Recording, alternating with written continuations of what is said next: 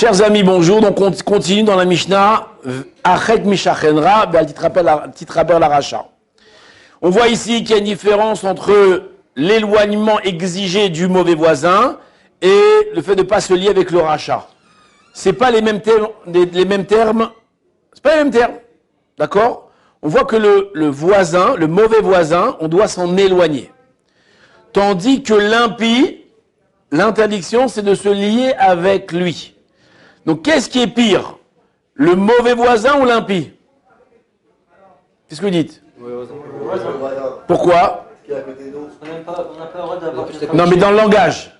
Le mauvais voisin. Comment tu vois? Mauvais. Shachenra. Et rachat, il est pas mauvais, il est mauvais aussi. Non, le rachat, c'est interdit de se lier à lui, mais on a le droit d'être à côté de lui. Ah, il a fait. Le voisin, non. Il a fait. Donc, on voit que l'injonction pour le mauvais voisin, c'est de s'en éloigner. On ne parle pas de se lier à lui ou pas se lier, faire copain. Non, éloigne-toi, de pas être même pas t'approcher de lui. Tandis que le rachat, l'interdiction, elle est se lier à lui. Donc être dans sa proximité, apparemment, c'est moins grave. Maintenant, plus que ça, vous remarquez que dans le rachat, on te parle à toi. Val titraber la rachat, toi ne te colle pas. Tandis que dans le mauvais voisin, on parle de façon, comment on appelle ça ce langage-là, où on ne parle pas à toi, on. Éloigne-toi, éloigne, Marc, éloigne. Éloigne du mauvais voisin. C'est quoi éloigne? Éloigne ton argent, éloigne ta famille, éloigne tout. D'accord? Donc on voit que le mauvais voisin est plus grave que le rachat. Pourquoi? Parce qu'on le voit tout le temps, le mauvais voisin. Alors, le mauvais voisin, on le voit tout le temps. On est dans sa proximité, on a un contact avec lui, on le voit, on lui parle, et malgré nous, il a une influence sur nous. Le rachat, c'est ponctuel.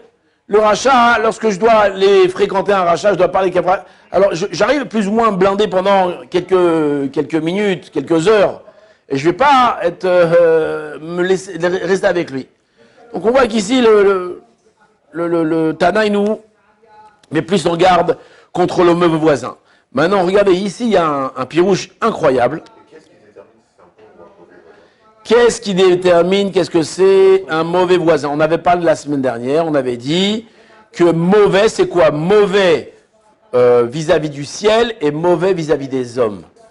D'accord? Quelqu'un qui va à l'encontre des préceptes de la Torah, ou même quelqu'un qui est en accord avec les préceptes, certains préceptes de la Torah, mais qui se comporte mal vis-à-vis des hommes, il s'appelle un mauvais voisin.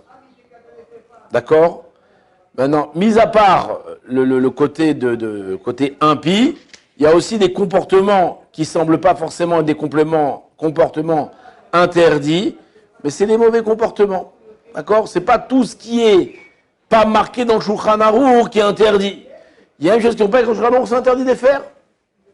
Comme on a vu 1000 exemples, d'accord, des comportements, des façons de vivre, des façons d'être, des façons de parler, des façons de...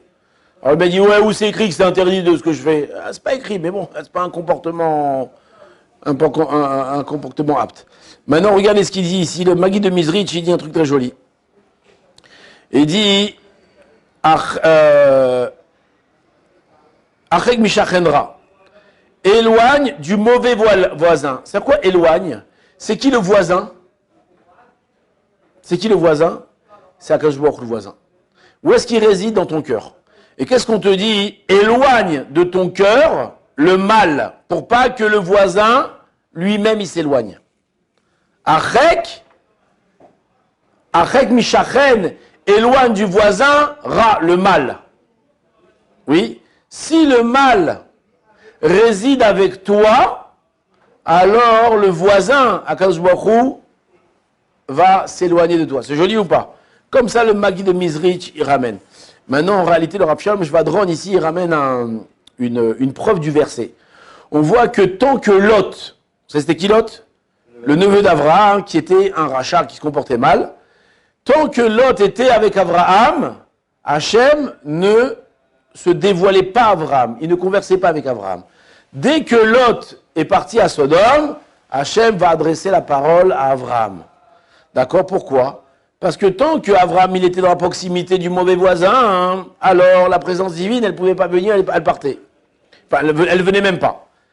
Maintenant, la question qu'on pose, c'est que le Midrash, il nous dit un truc incroyable. Qu'est-ce qu'il dit?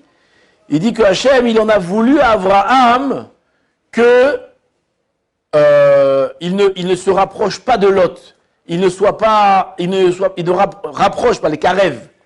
Lot. Ça veut dire, qu'est-ce qu'il a dit Hachem? Il a dit Abraham, il s'occupe de tout le monde.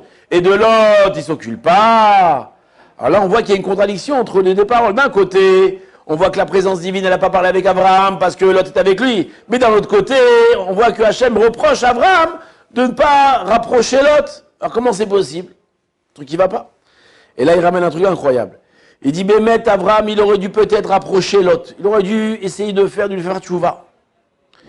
Mais n'empêche que lorsque tu es en présence du rachat, la présence divine, elle se dévoile pas. Tu comprenais ou pas? Ça veut dire que c'est une réalité métaphysique. Que lorsque tu es en proximité, à la proximité du mal, la présence divine, elle se présente pas à toi. Donc, qu'est-ce que ça veut dire? Que Abraham, il aurait dû s'approcher de Lot. C'est vrai que la présence divine allait s'éloigner, ne pas être avec lui, mais il aurait dû le faire.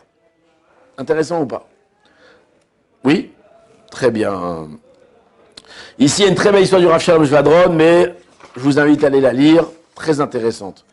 Alors, on va dire une autre chose sur le fait de ne pas se lier au rachat dans la prochaine vidéo.